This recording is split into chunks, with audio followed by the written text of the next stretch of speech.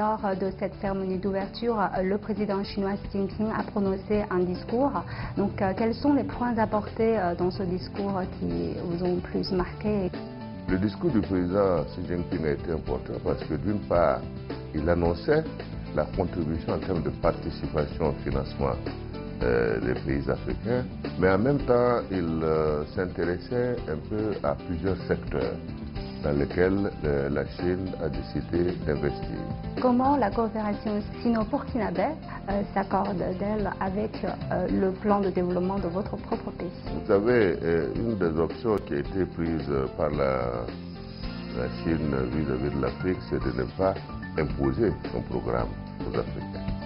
Je dois pouvoir vous assurer que tout le programme que nous avons, le financement et les discussions que nous avons avec la Chine intègrent totalement notre vision du plan national de développement économique et social jusqu'en 2020.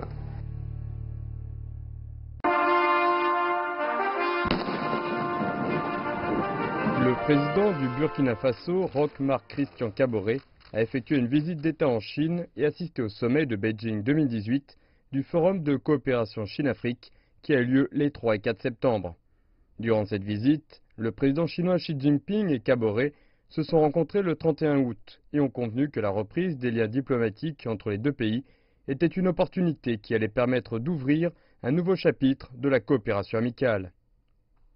La Chine et le Burkina Faso ont restauré leurs relations diplomatiques à la fin du mois de mai, 2 jours après que le pays d'Afrique de l'Ouest a rompu ses liens avec Taïwan. Commentant le sommet, le président Xi a affirmé que c'était la première fois que le Burkina Faso prenait part à un rassemblement de la famille sino-africaine de coopération amicale, ajoutant que la Chine appréciait grandement la décision politique de Kaboré de renouer les liens diplomatiques avec la Chine. Kaboré a pour sa part affirmé que le Burkina Faso reconnaissait qu'il n'y avait qu'une seule Chine dans le monde. Il a également précisé que le Burkina Faso avait pris la décision de rétablir les relations diplomatiques avec la Chine de manière indépendante, notant que cette décision était totalement en adéquation avec la direction prise pour le développement futur de son pays. Le Burkina Faso apprécie grandement l'engagement de la Chine envers le multilatéralisme dans les affaires internationales et son appel à une coopération gagnant-gagnant. Le Burkina Faso apprécie également le fait que la Chine attache une grande importance à la voix du peuple africain et supporte le développement du continent. Le Burkina Faso souhaite apprendre de la vision du développement chinois, améliorer la confiance politique avec Beijing et approfondir la coopération bilatérale dans de nombreux domaines, a affirmé Kaboré. Outre la capitale Beijing, Roch-Marc Christian Kaboré s'est également rendu à Shanghai, où il a visité plusieurs entreprises locales. Lors de son séjour à Shanghai, le président Kaboré a accepté de répondre aux questions de l'émission Rencontre.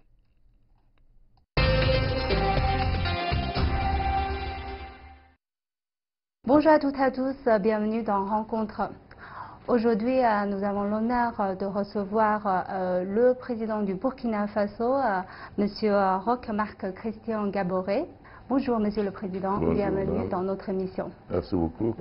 Vous êtes en visite d'État en Chine. Tout d'abord, pouvez-vous nous faire un état des lieux de la relation entre la Chine et le Burkina Faso? Très bien. Je voudrais d'abord préciser que ça fait 24 ans qu'il y a eu une rupture des relations diplomatiques entre la Chine continentale et le Burkina Faso. Cette relation a été reprise il y a de cela 3 mois. Et je dois pouvoir dire qu'en 3 mois, nous avons pu signer un accord de coopération entre le Burkina Faso et la Chine, qui est un accord de coopération qui intéresse tous les domaines de la vie économique et sociale de notre pays. Dans cet accord de coopération que nous avons signé, nous avons travaillé sur aussi bien les questions qui concernent la santé, l'éducation, les questions d'eau potable, mais également nous avons travaillé sur la nécessité que la Chine puisse accompagner le Burkina Faso dans le domaine de l'agriculture, dans le domaine de l'industrialisation, de l'électrification et dans un certain nombre de secteurs qui sont importants pour le développement du Burkina. Je dois pouvoir dire que cette visite d'État qui se déroule 3 mois après la reprise des relations, pour nous, a été un véritable succès. Et je dirais, pose les bases d'une relation avec la Chine continentale qui sera une relation fructueuse aussi bien pour le Burkina Faso que pour, je dirais, la Chine continentale. Alors, je sais que vous avez participé aussi à la cérémonie d'ouverture du sommet 2018 du Forum sur la coopération sino-africaine. Et lors de cette cérémonie d'ouverture, le président chinois Xi Jinping a prononcé un discours. Donc, quels sont les points apportés dans ce discours qui vous ont plus marqué et comment voyez-vous les initiatives lancées dans le discours? Je dois dire que ce forum, pour nous, a été un véritable succès, parce que c'est une bonne plateforme d'échange entre le continent africain et, je dirais, la Chine sur les relations que nous devons avoir dans l'intérêt bien compris, je dirais, des différents pays. Et il s'était agi de travailler une communauté de destin entre nos pays et donc la Chine, de manière à ce que nous puissions, dans un processus gagnant-gagnant, travailler à ce qu'il y ait une émergence, je dirais, du continent africain. Le discours du président Xi Jinping a été important parce que, d'une part, il annonçait la contribution en termes de participation au financement des pays africains, qui a été décidé à un niveau de 60 milliards de dollars sur les 3 années à venir. Mais en même temps, il s'intéressait un peu à plusieurs secteurs dans lesquels la Chine a décidé d'investir.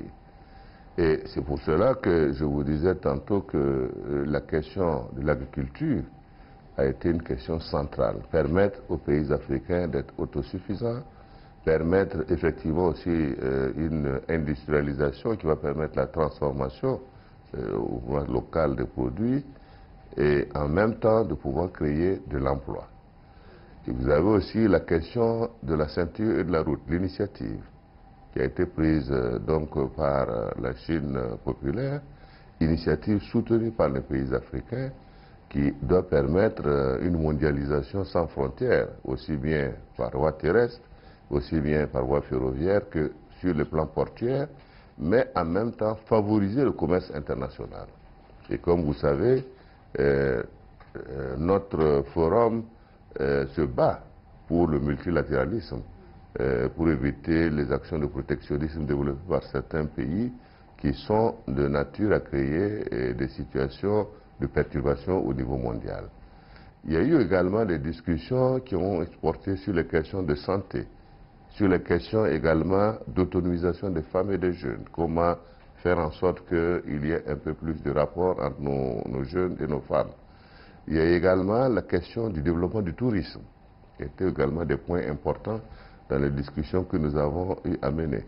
Et donc, je veux dire que la Chine a décidé véritablement d'ouvrir effectivement son champ d'action et de pouvoir donc accompagner sur un programme de 3 ans à venir l'Afrique dans ce processus, je dirais, gagnant-gagnant que nous avons engagé.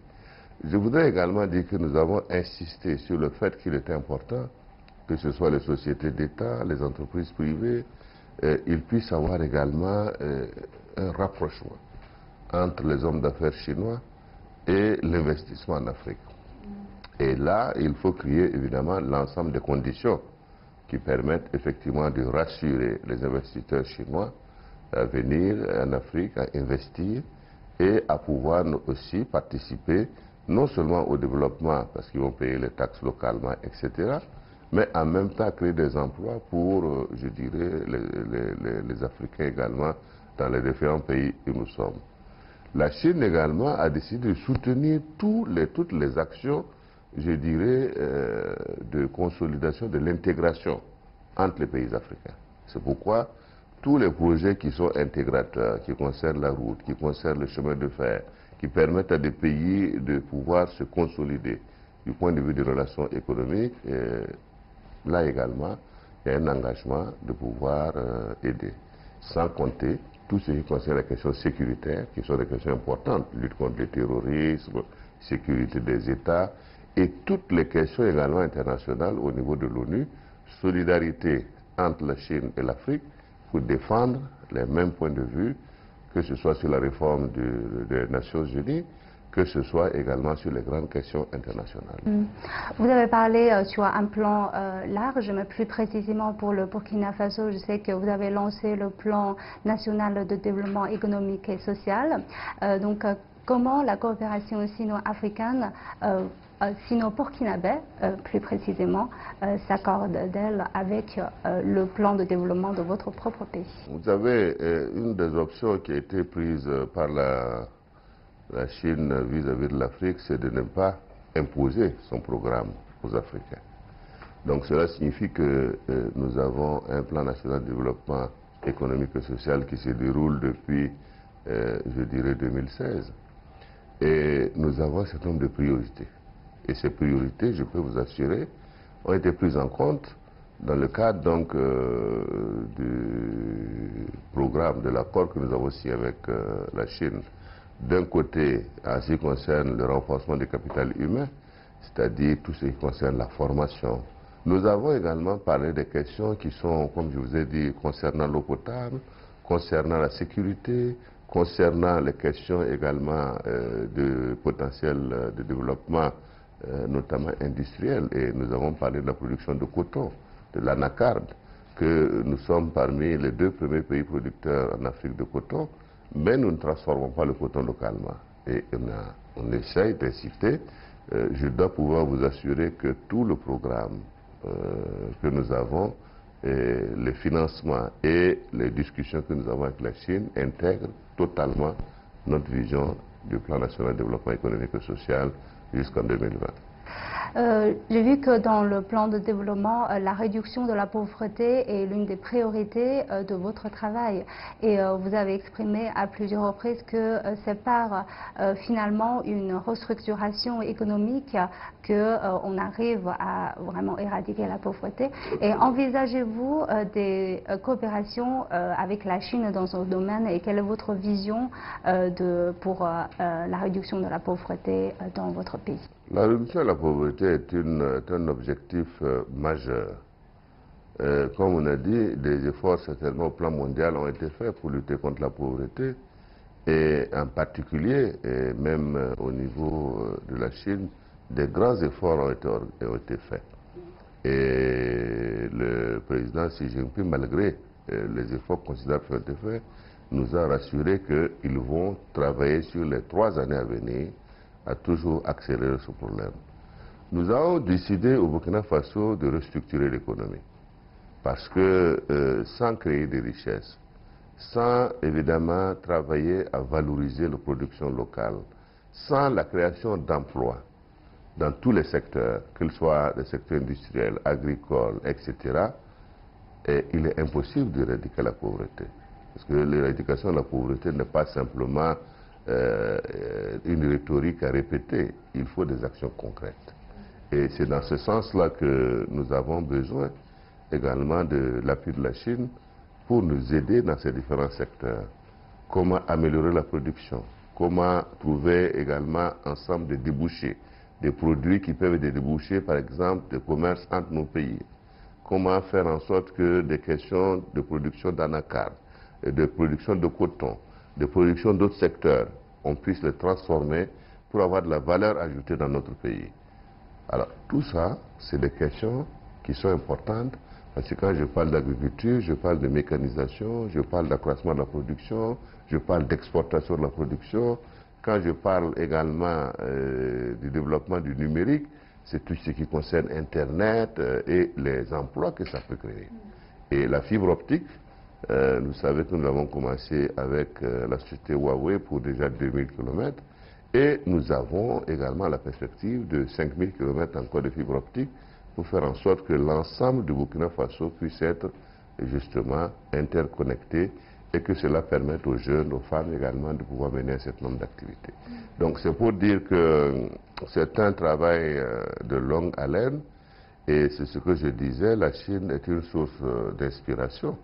Parce qu'il n'y a pas longtemps, la Chine également était dans d'énormes difficultés en ce qui concerne la lutte contre la pauvreté, mais quand on voit aujourd'hui, ils ont réussi par la discipline, par la vision, par le travail acharné, non seulement de la direction du pays et du peuple chinois, à faire en sorte qu'aujourd'hui, nous avons plus de 300 millions de classes moyennes en Chine. Nous avons environ une réduction de la pauvreté qui a été vraiment drastique. Et sur les 3 ans à venir, le président nous disait qu'il reste environ 30 millions encore de Chinois pour lesquels chaque année il travaille ce que 10 millions sortent de la pauvreté. C'est pour dire que c'est un objectif qui est déjà à portée de main ici.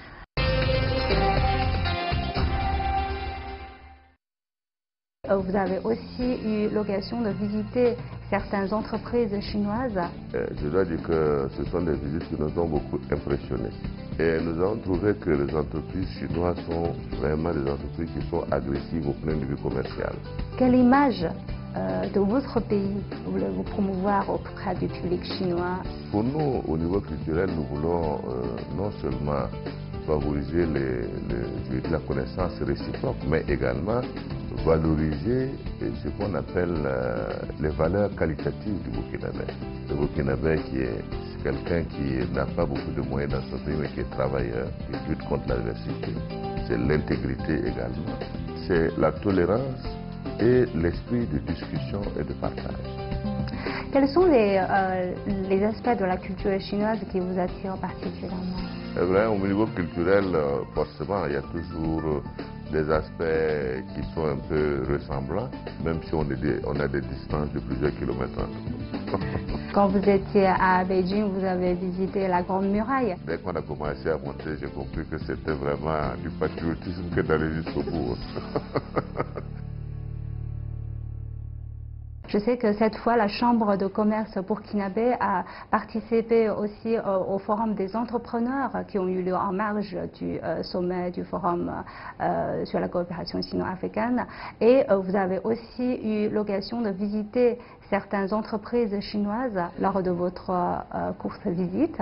Alors, quels sont les partenaires potentiels ou quelles sont vos impressions sur les entreprises et est-ce qu'il y a déjà des opportunités qui ont été trouvées dans les deux côtés? Oui, j'ai salué déjà la participation des Burkinabés à cette mission. Ils ont participé à l'activité économique qui concernait les hommes d'affaires africains et chinois. Et je dois dire que c'était la première fois également qu'ils y participaient. Et nous avons une rencontre entre les hommes d'affaires chinois et burkinabés de façon spécifique, rencontre à laquelle j'ai participé pour non seulement encourager les uns et les autres à créer des partenariats, mais également demander à ce que, entre la Chambre de commerce du Burkina Faso et la Fédération des hommes d'affaires, je dirais, de Chine, ils puissent faire en sorte d'avoir une autre rencontre spécifique sur les domaines de joint venture entre les Chinois et les Burkinabés, de manière à mieux coordonner et à permettre véritablement de faire émerger un certain nombre d'affaires dans notre pays. Ce travail est en train d'être fait. Un accord a été signé d'ailleurs entre les chambres de commerce, je crois, du Burkina Faso et de la Chine. La visite aussi a été l'occasion pour moi personnellement de rencontrer et de rendre visite à un certain nombre de sociétés chinoises qui travaillent aussi bien sur les routes, sur l'électricité, sur des produits de transformation, la sécurité, etc.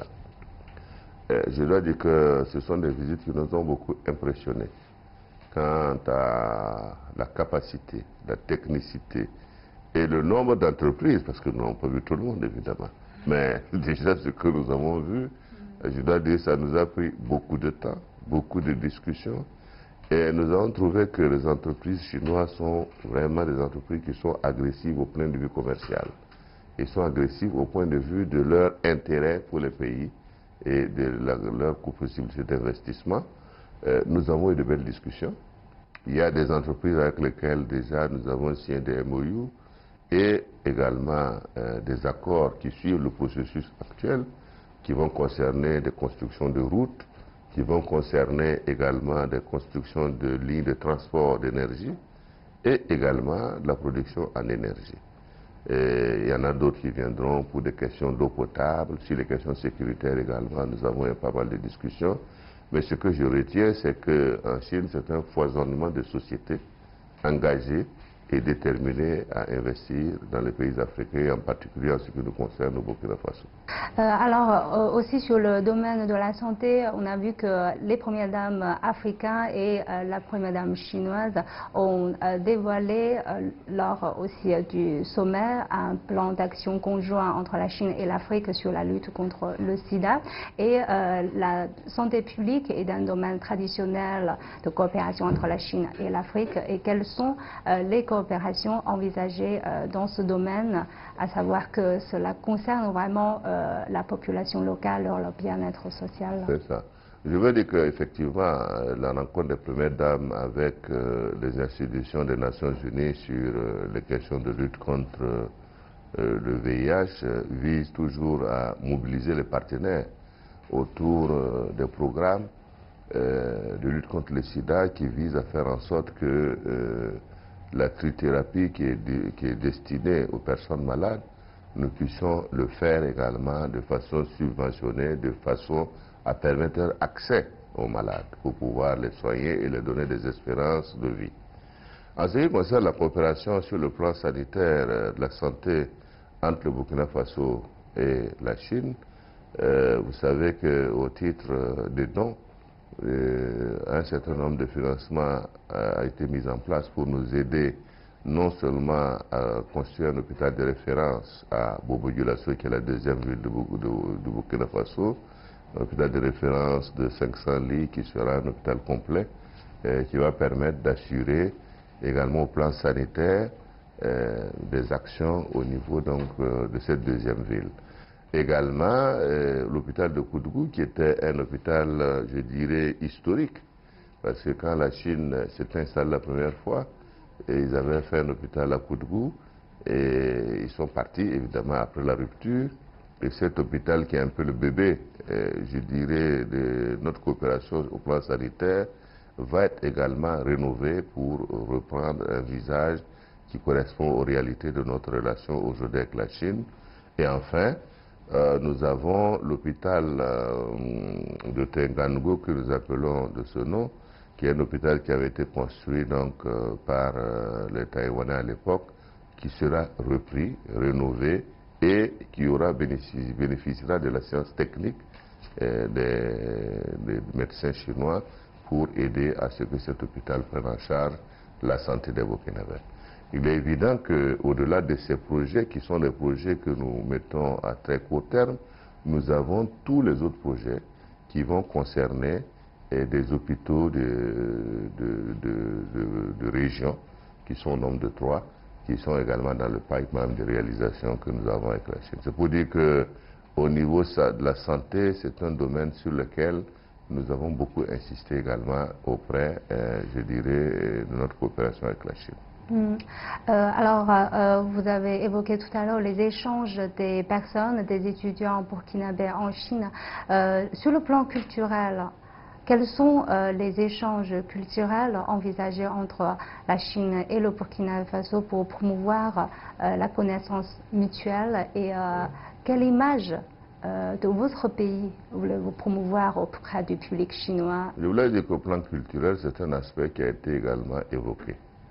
Le président Xi Jinping a insisté sur le fait qu'il fallait qu'on favorise l'échange entre, je dirais, les jeunes, les femmes et également au niveau des aspects culturels. On n'a pas vu toute la culture, mais nous avons eu, je dirais, des flashs sur la culture en Chine et vraiment on a apprécié le professionnalisme et la qualité dans laquelle cette culture-là est montrée à ceux qui viennent nouvellement, qui regardent un peu ce que est la vie et la situation au niveau de la Chine. Pour nous, au niveau culturel, nous voulons non seulement favoriser la connaissance réciproque, mais également valoriser ce qu'on appelle les valeurs qualitatives du Burkinabé. Ça veut dire? Ça veut dire le Burkinabé qui est quelqu'un qui n'a pas beaucoup de moyens dans son pays, mais qui est travailleur, qui lutte contre l'adversité. Le Burkinabé, comme son nom l'indique, c'est l'intégrité également. Donc, qui est une valeur qui est importante. Et Burkinabé également, c'est la tolérance et l'esprit de discussion et de partage.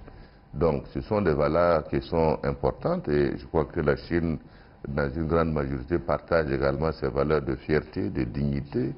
Et je crois que dans ce sens-là, on peut nous aider à mieux encadrer, à mieux former les gens pour avoir une meilleure expression de ces valeurs dans les activités culturelles. Et je pense que c'est une valeur, notamment le domaine culturel, qui n'a pas été du tout négligée dans le cadre donc des relations entre la Chine et l'Afrique en général et entre la Chine et le Burkina Faso en particulier. Quels sont les aspects de la culture chinoise qui vous attirent particulièrement? En tout cas, de ce que nous avons récemment vu, nous avons vu un certain nombre de danses, un certain nombre d'activités, et nous avons aussi constaté qu'il y a un travail qui est fait pour que, par exemple, la dernière fois, je regardais les tam-tams, gros tam-tams chinois, plus les tam-tams africains, qui ont joué en mixte, une musique qui était parfaitement synchronisée, appréciée de tout le monde et qui valorisait aussi bien les sons chinois que les sons africains. Et je trouve que ce genre de culture qui commence à se mêler, c'est quelque chose de positif, aussi bien pour les Chinois que pour les Africains en même temps. Alors, ce qui me plaît également dans la culture, c'est que tous les actes qui sont déroulés le sont dans une précision des gestes, des symboles sur lesquels nous devons encore beaucoup travailler. Parce que les choses doivent être faites avec beaucoup de précision pour pouvoir avoir un peu l'assentiment de ceux qui regardent, qu'ils comprennent ce que ça signifie, qu'ils comprennent. C'est vrai que c'est la première fois que je viens en Chine, hein. J'ai encore du temps pour apprendre un peu de la culture chinoise, mais bon, je dois pouvoir dire quand même que nous avons apprécié la qualité des prestations, des gestes, et ça c'est vraiment, et la précision du timing, c'est vraiment important.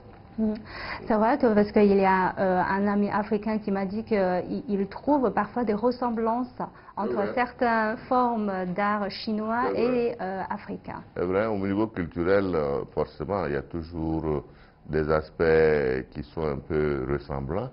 Même entre nous les Africains, quand nous baladons, nous allons les danses, parfois on a des danses qui sont quasiment similaires. Même si on a des distances de plusieurs kilomètres entre nous. Et je sais que vous avez eu une expérience assez intéressante parce que quand vous étiez à Beijing, vous avez visité la Grande Muraille. Donc racontez-nous un peu l'expérience. La Grande Muraille a été une expérience qui était impressionnante parce que je me rappelle que la veille, on était au dîner avec le président Xi Jinping qui m'a dit il faudra que la prochaine fois vous allez à la Grande Muraille. Je lui ai dit non, mais demain matin, j'ai déjà le programme de la Grande Muraille. Il m'a dit ah, on dit que celui qui va visiter la Grande Muraille, il sera un patriote. Alors moi, je n'ai jamais vu la Grande Muraille, je me suis dit bof, c'est un truc simple, on va aller se balader. Mais je crois que dès qu'on a commencé à monter, j'ai compris que c'était vraiment du patriotisme que d'aller jusqu'au bout.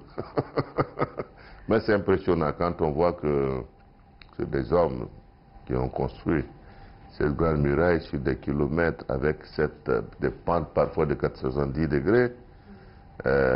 On doit se dire que c'est au prix de l'effort, de l'engagement, de la détermination d'un peuple à assurer sa sécurité. Et on doit vraiment rendre beaucoup d'hommage à ces personnes-là. C'est vraiment important comme chef-d'œuvre. C'est vrai qu'au plan d'être travailleur, peut-être c'est quelque chose qui ressemble les Chinois et les Burkinabés. Là, c'est plus que du travail, c'est de l'engagement, vraiment. C'est important. Alors, je vous remercie, Monsieur le Président, d'avoir nous accordé cette interview. C'est moi qui vous remercie de cette interview. Merci beaucoup. Merci beaucoup. Merci.